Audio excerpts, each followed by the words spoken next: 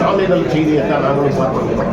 நாளிதழ் செய்தியை வச்சு நான் எதுவும் பட்டு எல்லாமே ஏதோ ஒரு பெரியாளர்களோட தொடர்புல இது நடக்குங்கிறது மட்டும் எல்லாத்தையும் இருக்கோம்.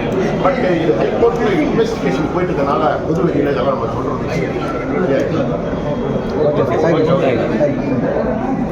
அதே மாதிரி தரமற்ற ரோடு போடுறாங்க. இந்த மாணிக்கம் இவங்க வார்டில் பார்த்தீங்கன்னா சிமெண்ட் போட்டுட்டு 2வது நாள் அப்படி கூட்டுற மாதிரி ஜல்லி கில்லி எல்லாமே வந்துருக்கு.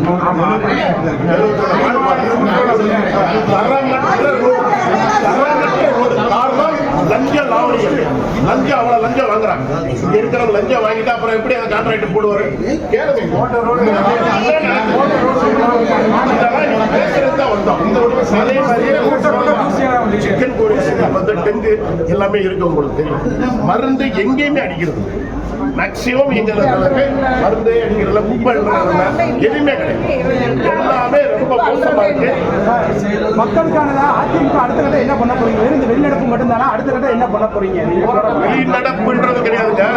இன்னைக்கு இவங்க பண்ற போக்குவரத்துக்கு நாங்களும் ஒத்து போன மாதிரி ஆயிருங்க. அதனால இன்னைக்கு பண்றோம். இன்னைக்கு அஜெண்டாவே வச்சு அஜெண்டா 130 அஜெண்டா பண்றாங்கன்னா விவாதம் பண்ண விடணும்ல. 130 அஜெண்டாவை நேற்று தான் கொடுக்குறாங்க எங்க கையில. அது முழுசா படிக்க கூட முடியல. திருப்பி பட்ஜெட்டை கொண்டு வர்றாங்க. பட்ஜெட்டையும் கொண்டு வந்து மேல வச்சுட்டா எதை வச்சு விவாதம் பண்றது? அப்ப நாங்க எல்லாத்தையும் ஏற்றுக்கிட்ட மாதிரி ஆயிரும்ல அதிமுக. அந்த ஒரே காரணத்துக்கு தான் நாங்களும் இன்னைக்கு வெளிநடப்பு பண்றோம். இது வந்து இந்த பட்ஜெட்டை விவாதம் பண்ணணும். இந்த அஜெண்டாவை ஏன்னா 4 மாசம் கழிச்சு போடுற கூட்டம். ஏன்னா நீங்க ஒரு நாள் அஜெண்டா பண்ணி நானே கூட பட்ஜெட்டை தாக்கல் பண்ணுறோம்.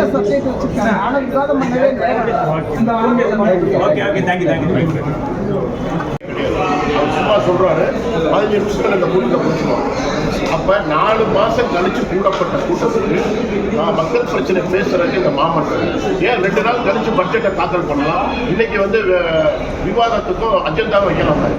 ஏன் ஒரே நாள்ல வைக்கணும்? அதை இது முழுக்க அவாய்ட் பண்றாங்க. அப்ப 20 லட்சம் மக்களை பற்றி பேசுறதுக்கு இங்க எங்களுக்கு இங்க ஜனநாயக நாட்டில் பேச வரோம். எப்படி கத்துறாங்க ஆளுங்கட்சி கவுன்சிலர்ஸ், ஆளுங்கட்சி கவுன்சிலர்ஸ் எப்படி எங்களை வந்து எதிர்த்து வெளியே போன்னு கத்துறாங்கன்னு உங்களுக்கு தெரியும். உங்களுக்கே தெரியும். ஒரு எந்த வித ஜனநாயகமே இங்க கிடையாது. 69 பேர் இருக்காங்க திமுக கவுன்சிலர். இது வரைக்கும் மேயர் அவங்க மண்டல தலைவர்கள் எடுக்கல, நிலைக்குழு தலைவர் செலக்ட் பண்ணாங்க.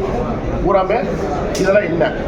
இவங்களுக்குள்ள ஒரு காழ்ப்புணர்ச்சியில் இந்தியாவில் எந்த மாநகராட்சி இப்படி ஒரு தாழ்வான ஒரு பிரச்சனையான ஒரு மாநகராட்சி இங்கே தான் நம்ம பார்க்கணும். அதே மாதிரி இப்போ இந்த 200 கோடி ஊழல் பார்த்தீங்கன்னா அது சரிவர விசாரிக்காமல் சரிவர எல்லாம் முக்கியமான ஆளுகளை கூட விட்டுட்டு சும்மா எங்கே போகிறவங்க வரவங்களை போட்டு பண்ணியிருக்காங்க. நாங்கள் கண்டிப்பாக ஆட்சி மாற்றம் வரும். ஆட்சி மாற்றம் வந்தால் கண்டிப்பாக மாநகராட்சியில் இருக்கக்கூடிய அத்தனை பிரச்சனை கண்டிப்பாக வரும். இது கடைசி கூட்டம். கண்டிப்பாக மே மாதம் நாங்கள் ஆட்சி அமைப்போம். இது கலைக்கப்படும். இந்த மாநகராட்சி அனைத்தும் கலைக்கப்பட்டு மறு தேர்தல் வச்சு நாங்கள் மேயரை எங்களுக்கு ஒரு ஆளுநர் மேயரை கொண்டு வருவோம். ஒரே மேயரை கொண்டு வருவோம். மண்டலத்தில் வருவோம். உறுதியான விசாரணை பண்ணி இந்த 20 லட்சம் மக்களுக்கு என்னென்ன வசதிகள் என்னென்ன செய்யணுமோ அதெல்லாம் செய்யணும். சார், அதிமுக ஆட்சி காலத்துல இந்த முல்லை பெரியார் குடியிருப்பு மாநகராட்சி கொண்டு வந்தீங்க. ஆனால் உங்களோட வார்டுகள்லாம் புறக்கணிப்பு சொன்னீங்க. இதே மாதிரி கோரிப்பாளையம் பாலமும் வந்து அவசர அதுவே முடியல. இப்ப இது ஒன்னே பாருங்க, ஒரு பானை சோத்துக்கு ஒரு போன மாதிரி இப்ப பாருங்க, ஒரு முதலமைச்சர் தொடங்குற தண்ணி உயிர் நாடியான பிரச்சனை, தண்ணி பிரச்சனையே இங்க வரல. இப்ப அதே மாதிரி இப்ப பாலத்தை அழகா எலெக்ஷனுக்காக எலெக்ஷன் ஜோரத்துக்காக திறந்து போயிடுவாங்க. திருப்பி பாலம் திறக்காங்க. இந்த மாதிரி எல்லாமே ஒரு ஒரு எல்லா வேலையுமே ரூபா கொடுத்தாங்க.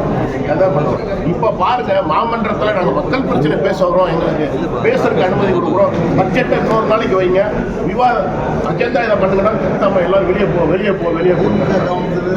இது அப்புறம் மக்களை வந்து பேச முடியும்.